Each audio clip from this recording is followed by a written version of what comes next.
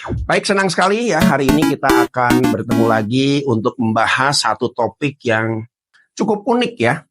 Saya jujur aja, dalam sejarah saya training belum pernah mendapatkan judul yang unik ini ya. Ini dari tim dari OTD ya memberikan kepada saya, yaitu enforcing discipline.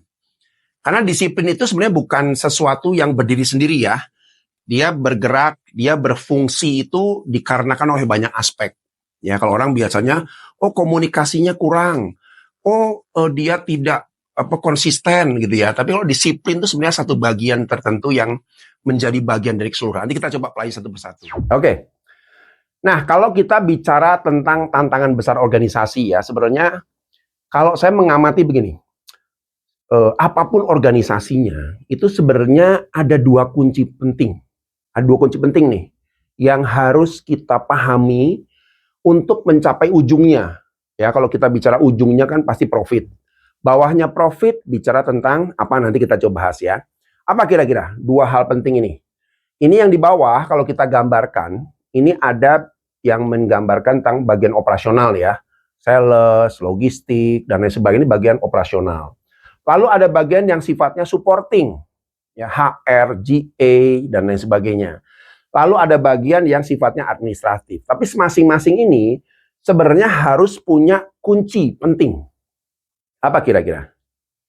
Ada yang bisa jawab? Apa? Bukan komunikasi. Ada? Ada Pak Nawawi barangkali? Apa Pak? Dua kunci penting ini. Hampir semua organisasi pasti kuncinya ini untuk capai produktivitas. Teamwork. Bukan. Itu masih terlalu tinggi. Level yang paling standar, paling basic di bawah. Disiplin. Bukan. Coba kita lihat ya. Bukan. Coba kita lihat ya. Yang pertama. Ya. Oke, next. Berikut yang pertama. Yang pertama itu adalah efektivitas. Semua orang yang bekerja di organisasi itu punya tujuan mencapai target efektif. Sasarannya tercapai. Sudah pasti. Gitu kan ya. Nah, untuk kita bisa mencapai efektivitas, butuh apa? Next. Oh, sorry. Ya. Nah, butuh inovasi. Ya, jadi efektifnya bicara inovasi. Untuk bisa efektif, seseorang perlu alat, yaitu inovasi. Yang pertama ya. Yang kedua adalah efisiensi.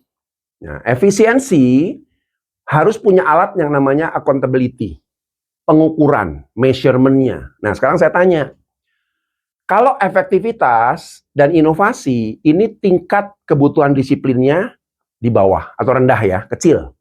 Tapi kalau kita bicara efisiensi dan harus mengacu kepada accountability, pertanggungjawaban dan ukuran-ukuran, ini yang tingkat disiplinnya harus tinggi. Nah, karena dua hal ini sama-sama penting, makanya kita harus tahu di mana polanya. Karena kalau yang di sini tuh bukan bicara inovasi disiplin bahwa harus sesuai target, sesuai ukuran, tapi lebih cenderung bagaimana menciptakan, mengkreasikan hal-hal yang baru di luar gitu ya. Sedangkan disinilah disiplin itu penting ya.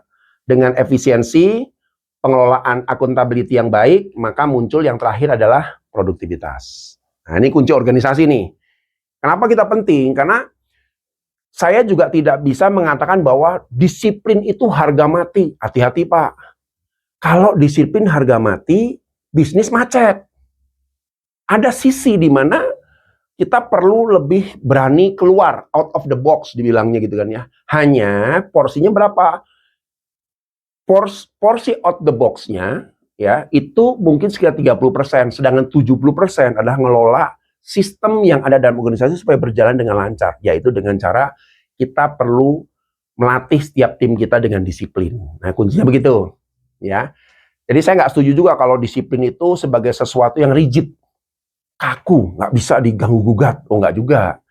Karena coba kita lihat ya, kalau kita lihat dalam proses kerja aja, ketika kita mengerjakan sesuatu, lalu tiba-tiba muncul hambatan, muncul permintaan dari toko yang tidak nyambung lagi. Wah, ini harus gimana ya? Oh, saya lupakanlah permintaan toko karena sos disiplin di urusan warehouse. Nggak bisa juga. Warehouse harus mulai kreatif juga, mikir gimana ya caranya nih ya. Nanti sales juga harus sedikit mengurangi disiplinnya, harus berpikir ini gimana ya caranya ya. Nah, berarti udah mulai masuk ke ranah inovasi.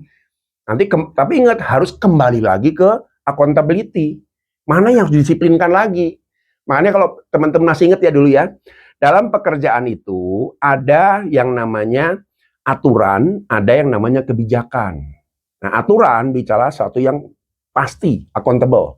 Tapi kebijakan bicara mengantisipasi jika ada hal-hal yang di luar dari kebiasaan. Gitu kira-kira ya. Ini perlu saya perjelas dulu supaya kita tahu bagaimana kita memandang disiplin, gitu ya. Oke, next. Nah, kalau kita bicara disiplin ya, definisinya bisa banyak ya. Tapi tadi setuju tuh teman-teman bilang ada kepatuhan, standar tertentu, konsistensi, kontrol diri dan lain sebagainya. Ya, dari semua ini muncullah yang namanya habit, pola kebiasaan, disiplin. Nah, sekarang kita lihat.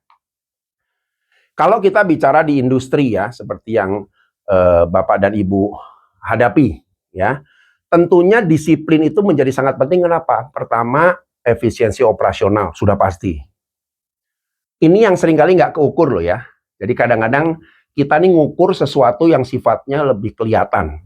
Tapi dibalik dari problem disiplin, problem miskomunikasi, problem tidak konsisten, penundaan, itu jauh lebih besar loh nilainya.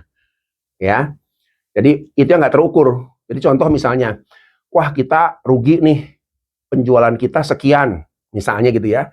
Tapi terukur nggak? Itu akibat apa? Oh ya, akibat pengiriman. Oke, pengirimannya akibat apa? Wah, boleh kelihatan tuh. Oh, penundaan, tidak konsisten, tidak ikutin aturan. Itu lebih banyak tuh kalau kita hitung ya secara ini. Berarti ini juga menjadi hal yang penting. Lalu ada juga konsistensi pelayanan. Setuju ya? Dengan tidak disiplin, toko komplain, akhirnya impact-nya kembali ke kita. Adaptasi perubahan. Ya, ini juga sama nih ya.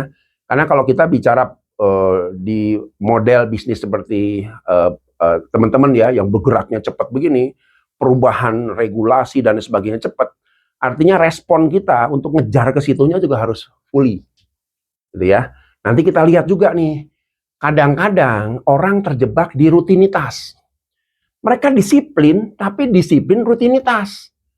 Padahal namanya disiplin itu harus juga punya ruang untuk fleksibilitas. Contoh ya, misalnya ada satu perubahan kebijakan dari P&G, ya kan? Wah, kita kadang-kadang kita jadi mulai awkward ya, mulai bingung. Waduh, gimana nih ya? Sedangkan saya punya tugas, harus menyelesaikan tugas yang ini. Nah, padahal disiplin itu nggak seperti itu.